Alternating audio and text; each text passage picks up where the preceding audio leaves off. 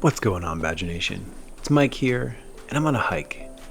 And I'm looking at Big Bend National Park, seeing some of the natural beauty that exists between the US-Mexico border.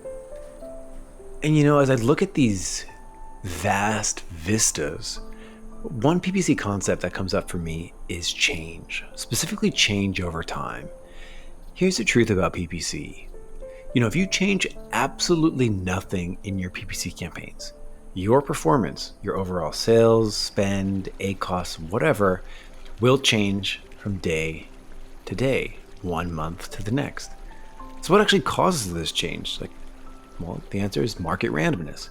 If there was pure uniformity every single day, there'd be exactly the same amount of orders per day, and every single day, every single hour, you would have exactly the same results. It doesn't work like that. It wavers, it ebbs and flows. Even without doing anything, 1 week will be different than the next week. And of course, sometimes it deviates off course without you even doing anything. So if that's true, how should we actually think about change over time? If you're at a 25% ACOS in November and you're at a 30% ACOS in December, what does that mean? Is that good or bad? Should you think that's good? Should you think it's bad? Should you compare data from 1 month to the next month? Well, should you compare data instead from 1 month to the same month the previous year? What does being in a recession have to do with it? Is year-over-year data useless now?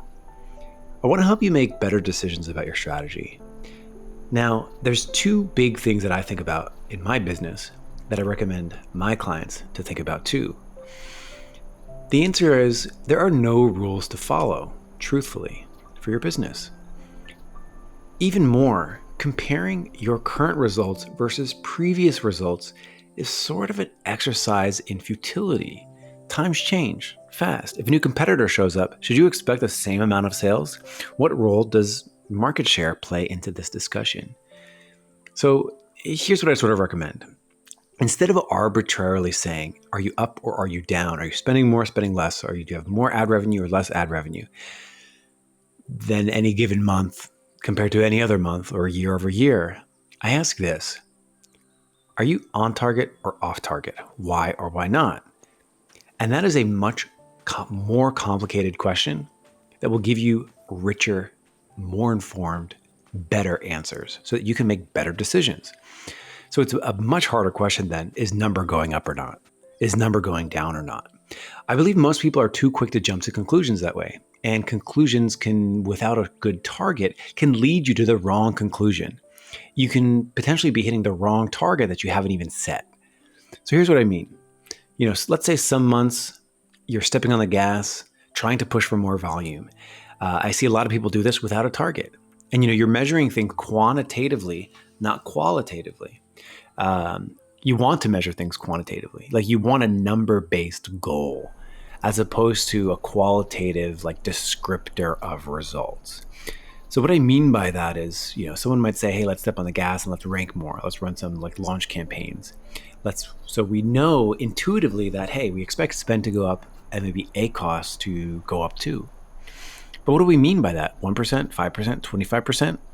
What would be acceptable there?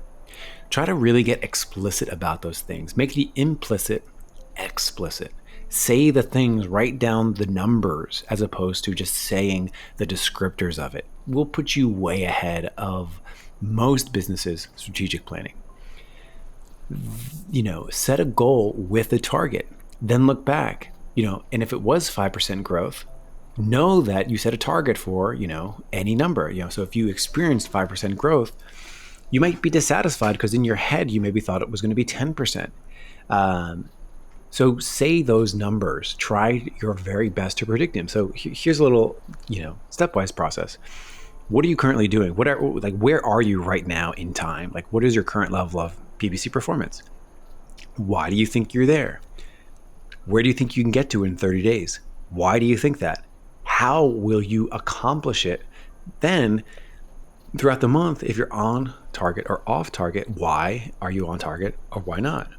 Just rinse and repeat that. That's the process, right? Ask yourself these questions. Go the extra mile. It doesn't take long, right? Try to understand why you are where you are, and then try to set a goal for a 30-day time frame what are you going to do to accomplish that? And then you can use that as a barometer along the month to see, like, are you getting it or are you not? So that's one better way to evaluate performance at the end of the month. Set a goal, see if you can get it, and base your goals off where you are right now. The second thing to think of is your absolute value of performance, like what your ACOS is and what your level of sales is, your PPC spend and your PPC sales, don't actually mean that much. For example, let's say you're sitting at 25% more orders this month than last month.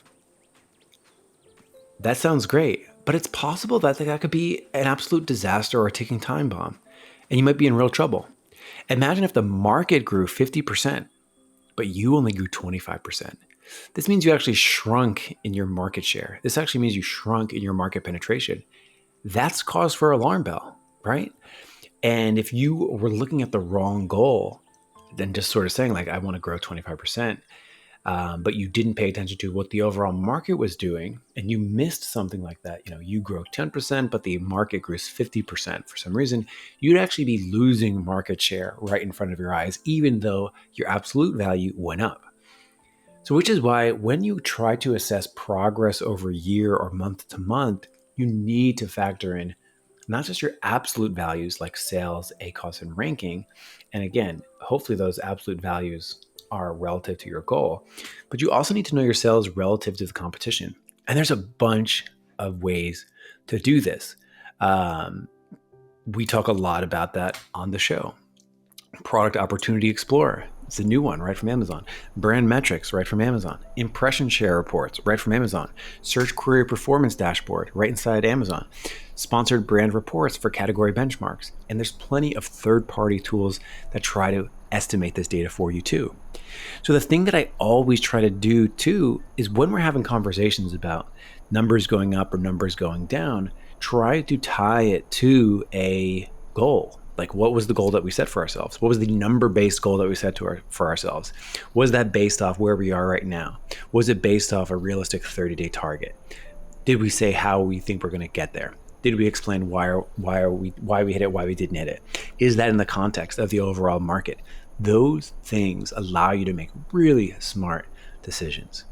So if you experience a drawdown in sales or fewer sales, you need to know what percentage the market changed. Maybe you had 5% fewer sales, but you discovered that there are 20% fewer orders market-wide, search volume-wide. Then you actually gained market share.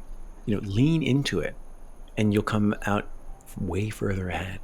This kind of decision-making matrices, this thought process, I know is what I see my highest performing clients do. Don't make qualitative judgments about your performance. Set goals. It's quantitative-based goals. Describe how you're going to hit it. Those are the best things to do, right? Pay attention to what your overall market share is doing. That will clue you in way more than a month-over-month performance or a year-over-year performance.